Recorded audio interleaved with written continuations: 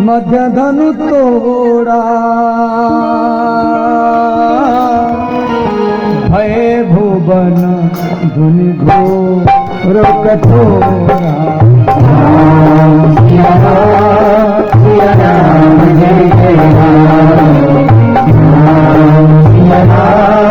सिया राम जय जय राम। जहाँ पर लिखे हैं एक क्षण राम मध्य धनु तोड़ा। राम जी धनुष को हिलाए उठाए और उठा करके खड़ा रखे तो मध्य शब्द लगा। मध्य माने एक तरफ सीता बैठी है, राम जी धनुष को लेकर के और बार बार सीता की ओर देख रहे हैं और इधर दूसरी तरफ श्री गुरु जी को भी देख रहे हैं, गुरु विश्वामित्र भी बैठे हैं। तो विश्वामित्र और सीता के बीच में राम जी धनुष तोड़ने के लिए जा रहे हैं। ये पहला भाव। दूसरा भाव, एक तरफ सीता बैठी है, एक तरफ लक्ष्मण जी बैठे हैं। लक्ष्मण जी वैराग्य के स्वरूप है और सीता भक्ति का स्वरूप है और राम ज्ञान के स्वरूप है। अर्थात भक्ति और वैराग्य के बीच में ज्ञान के स्वरूप राम धनुष को तोड़ रहे हैं। तीसरा भाग, तीन धनुष है, पिनाक, सारंग और गांडी। गांडी जो अर्जुन धारण करते हैं और सारंग जो परशुराम जी धारण करते हैं और पिनाक जो महादेव।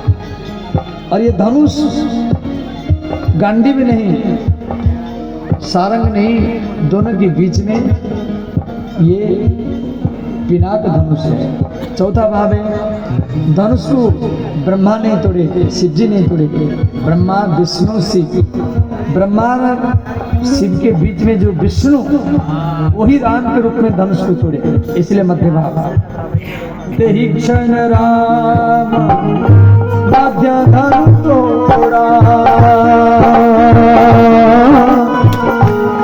भय भुवन धुनि घोर कठोरा।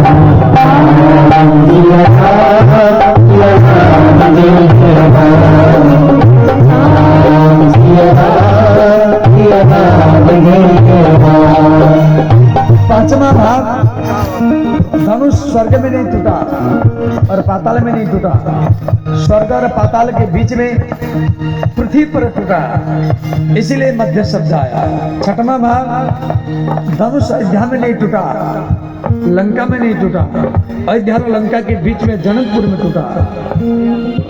सातवां भाग, धनुष सुबह नहीं टूटा, संध्या को नहीं, संध्या और सुबह के बीच में मध्याह्न समय में। आठवां भाग, धनुष मध्य भाग से टूटा। तेहि क्षण राम मध्य धनु तोड़ा भय भुवन धुनि घोर कठोरा। सिया राम जय जय राम।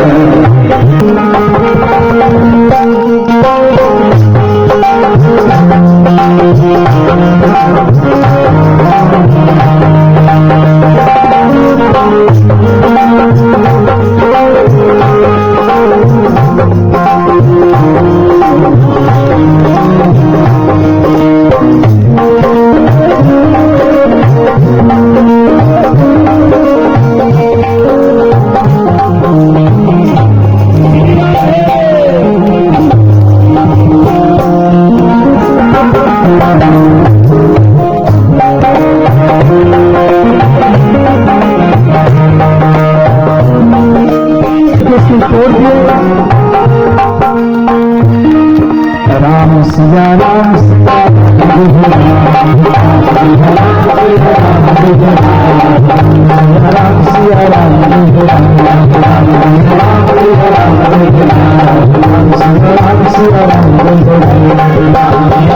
सिया राम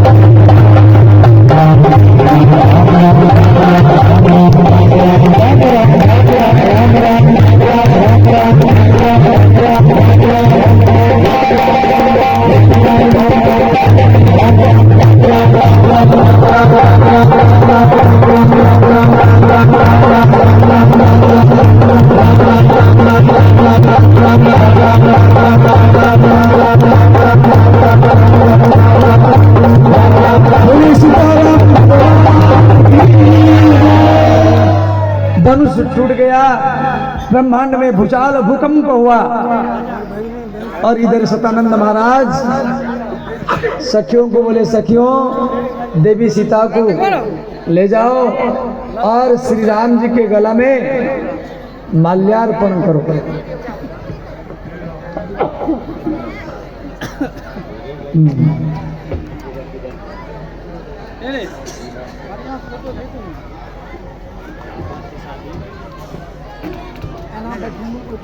तो ध्यान देना, देवी सीता जयमाला को लेकर के वो राम जी के पास में जाकर के खड़ी हो गई।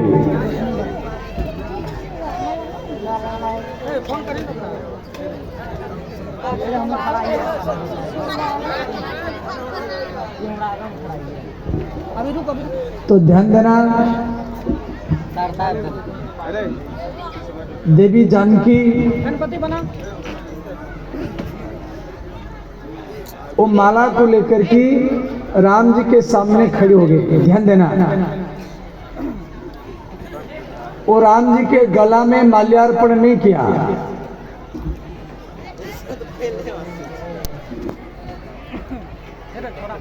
पाँच मिनट 10 मिनट कई मिनट बीतता रहा। सखियां बार बार बोली, हे राजकुमारी, हे जनक नंदिनी सीता, हे मैथिली, हे वैदेही, आप ये माला को राम जी के गला में अर्पण करो। परंतु माता जानकी वो माला को राम जी के गला में अर्पण नहीं किया, वो केवल लेकर के ऐसे खड़ी हो गई। सखियां बार बार बोलती रही। अंत में सखियां बोली, सीते आप ये माला को क्यों नहीं पहनाती हैं? देवी सीता बोली, अरे सखियों,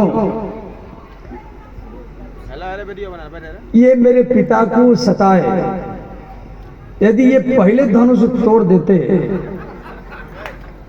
तो ये राजा महाराजाओं का बेइज्जती नहीं होता। 10-10 हजार राजा उठा नहीं पाए, पहले तो ये राजा महाराजाओं को बेइज्जत करवाए, फिर मेरे पिता जनक जी को रुलाए, उसके बाद में जाके धनुष तोड़े। ये धनुष तोड़ने में विलंब किए हैं और हम माला पहराने में ही विलंब करेंगे। इसीलिए माता सीता माला को नहीं पहराई, वो जाके ऐसे खड़ी हो गई। तो जनक नंदिनी को सखियां समझाई, ये सीते ये हट छोड़ दो, ये माला को पहराओ। और अंत में जब माता जानकी माला को पहराने के लिए गई तो राम जी बार बार पंजे में खड़े हो जाते थे।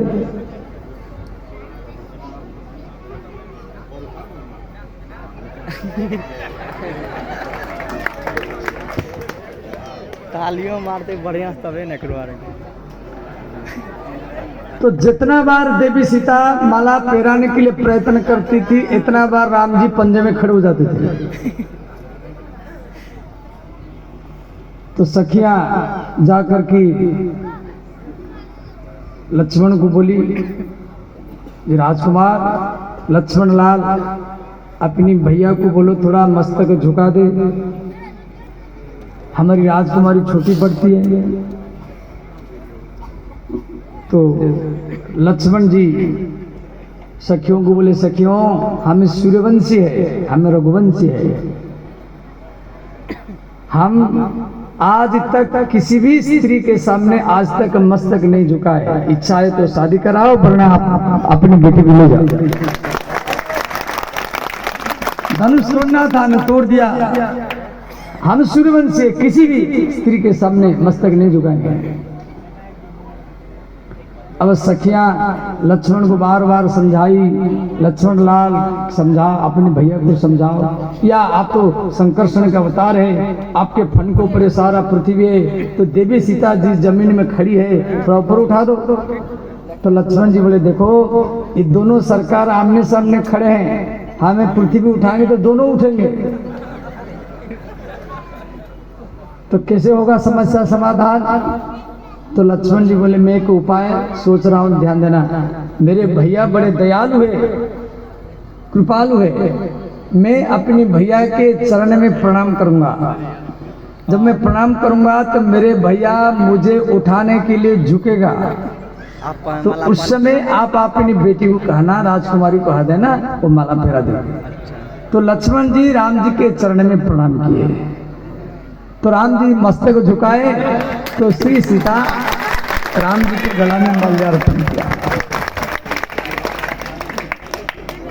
अब ध्यान देना, आज इन दोनों फर्स्ट रोज है कि बैठा। सबको मजा आ रहा है। ये जो माला है ये विवाह का माला नहीं है, ये जयमाला है। इसका नाम है जयमाला। मैंने राम जी धनुष तोड़े इसीलिए सीता माता पहराई। अब विवाह होगा, ध्यान देना, विवाह तक ले जाएंगे प्रसंगों को। इतने में से परशुराम जी वहां पर आ गए। परशुराम जी धनुष कौन तोड़ा, फिर परशुराम राम समाधि भी है। बाद में परशुराम जी अपना धनुष राम जी को दिए। राम जी धनुष को तो लिए, साथ साथ परशुराम जी की कला को भी हरण कर लिए। उसके बाद में जनक महाराज राजा दशरथ के पास में पत्र भेजे, जी सूर्यवंशी महान चक्रवर्ती सम्राट आप बारात लेकर के आइए, जनकपुर में सीताराम जी का विवाह होगा। सारा अयोध्या में ये बात फैल गया, ये सीताराम जी का विवाह होगा। तो अयोध्या के हर चप्पे चप्पे में, गली गली में, मोहल्ला मोहल्ला में आनंद का लहर, ये सब प्रसन्न है, हम जाएंगे हम जाएंगे।